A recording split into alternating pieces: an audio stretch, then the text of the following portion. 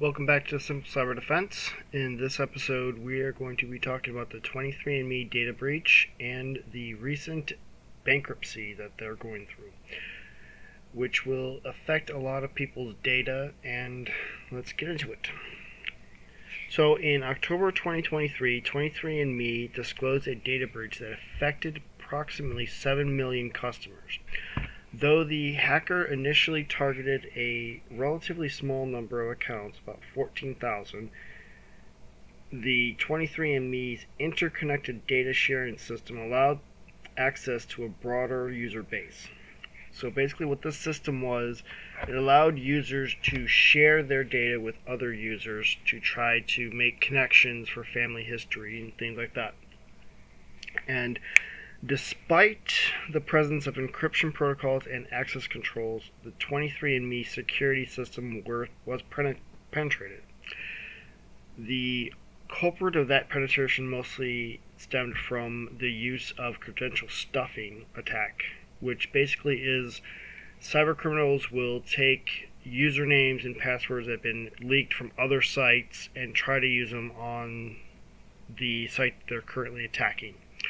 This is usually successful because a lot of people reuse their passwords from multiple sites, which is a big no-no.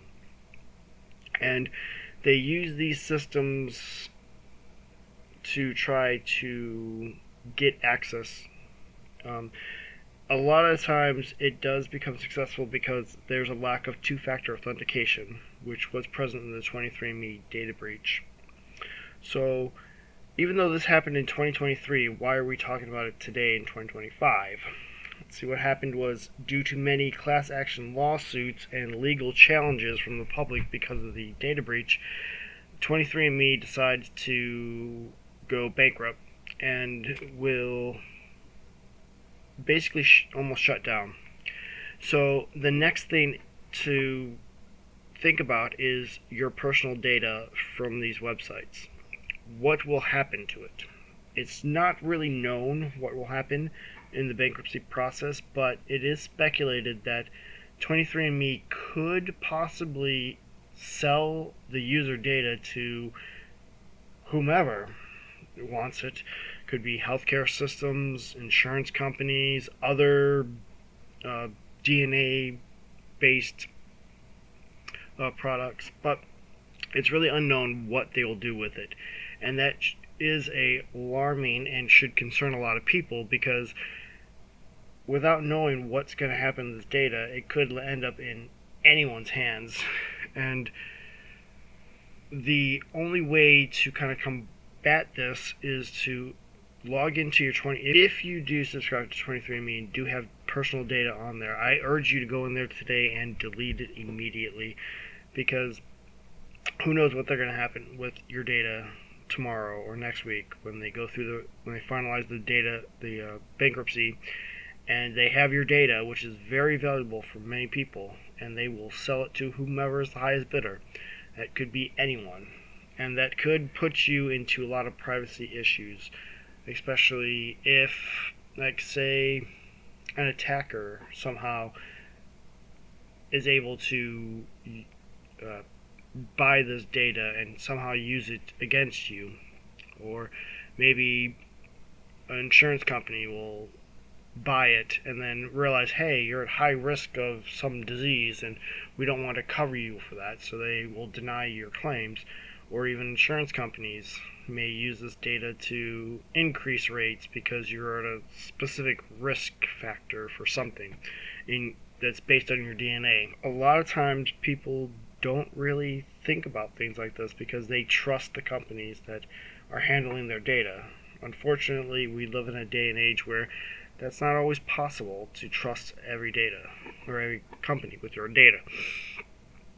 So with this data breach and the bankruptcy, what lessons can we learn? First of all, you should be very careful what data you're giving out to these companies, because once they have it, unless you specifically get it deleted, they'll use it for whatever purposes that they see fit.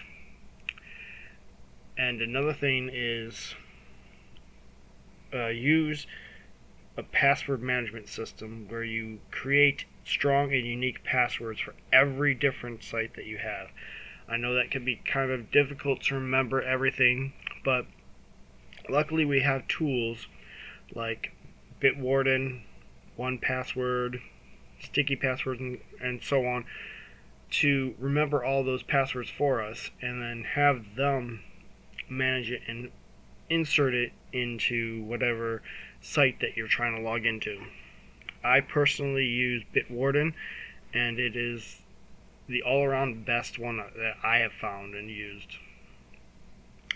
The next thing is to enable multi-factor authentication. I know this could be really inconvenient to many people, but it does create a stronger defense against cyber attacks. It's not perfect, but the only thing to watch out for is do not use SMS-based two-factor, because that is the weakest. The strongest would be using a security key like the YubiKey, because it's much more difficult or even impossible for an attacker to spoof that. Beyond that, the next thing to do is just to keep an eye on different data breaches.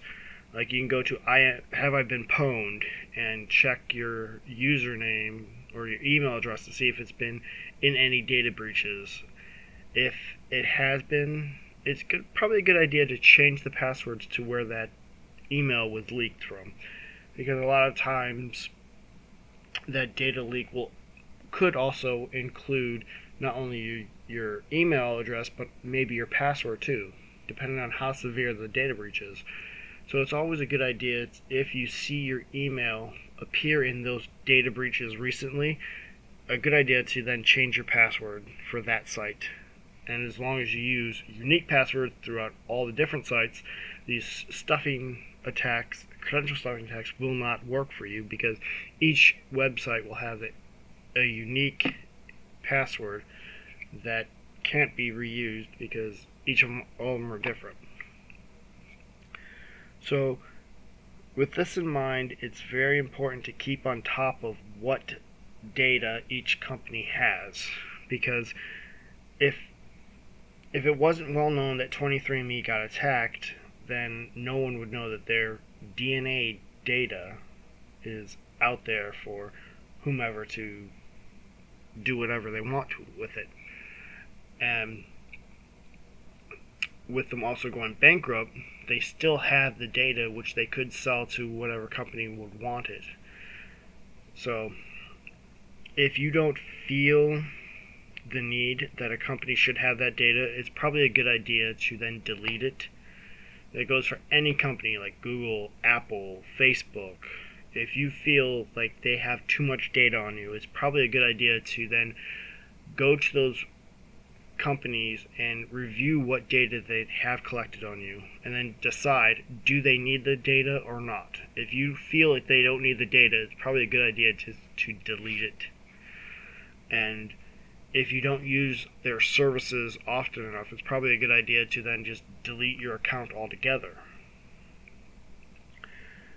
But whatever you decide to do, it's a good practice to keep things secure by keeping your strong passwords, using password managers, using second authentications, and also monitoring what data each website has on you, because a lot of these websites know more about you than you do yourself. And it's always a good idea to be empowered by it's always a good idea to be in charge of what data each company has. And if you feel like they don't need the data, just delete it. With that said, this closes out this episode, and we look forward to hearing you in the next episode.